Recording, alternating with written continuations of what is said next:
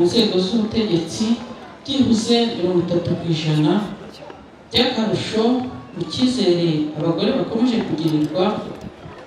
Ubu mu nteko ishinga amategeko y'u Rwanda abagore bafitemo imyanya 61%.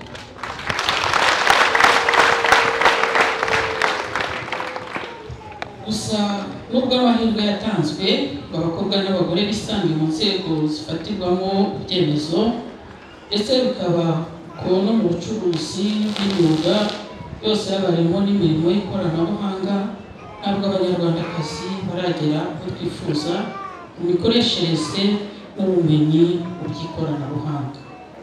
Urugero, tugendeye ku nsanganyamatsiko y'uyu mwaka kandi dushingiye ku mibare yatanzwe n'ikigo cy'igihugu gishinzwe ibarurishamibare mu bushakashatsi bushingiye ku buzima mu 2020, bwagaragaza ko mu Rwanda ikigero cy'abagore n'abakobwa bari hagati y'imyaka 15 na 49 bafite telefone zabo ngendanwa bangana na 48%. Iki kinyuranyo kigaragara mu ikoresho rya telefone ngendanwa ntigikwiye, kandi kigaragaza ko no mu bindi bice by'ikoranabuhanga ikinyuranyo gihari kandi atari ngombwa.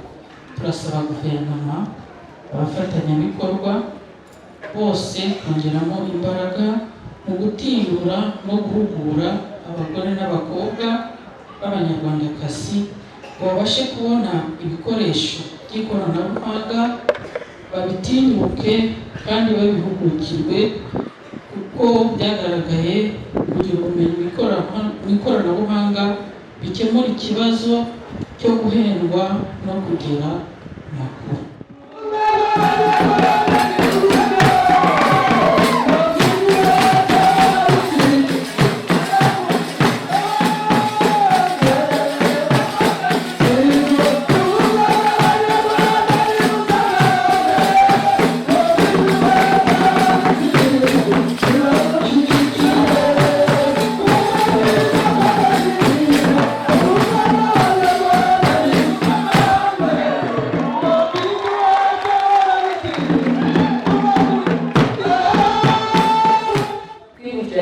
Mu minsi ishize igihe icyorezo cya covid cyatugezeho tugeze nabi ku isi yose, twari muri gahunda ya guma mu rugo.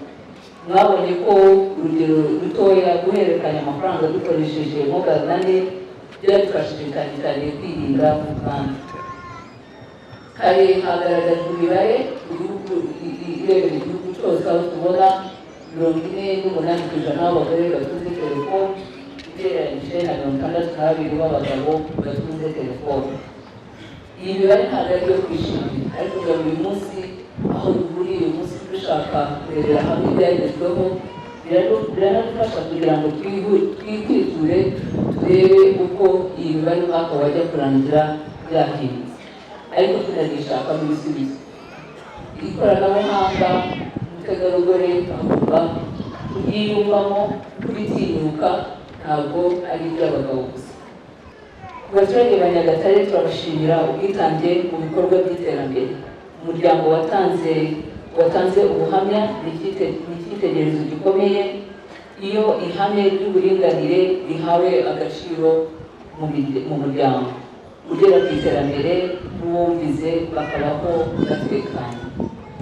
Mbonereho n'aka kanya kubamenyesha ko mu kwezi kwa karindwi k'uyu mwaka igihugu cyacu kizagira inama izaba ibereye bwa mbere muri Afurika yitwa Women Deliver Conference, igamije kuganira no gushaka ibisubizo ku bibazo byugarije abagore n'abakobwa, hagamijwe kwimakaza ihame ry'uburinganire ku isi yose.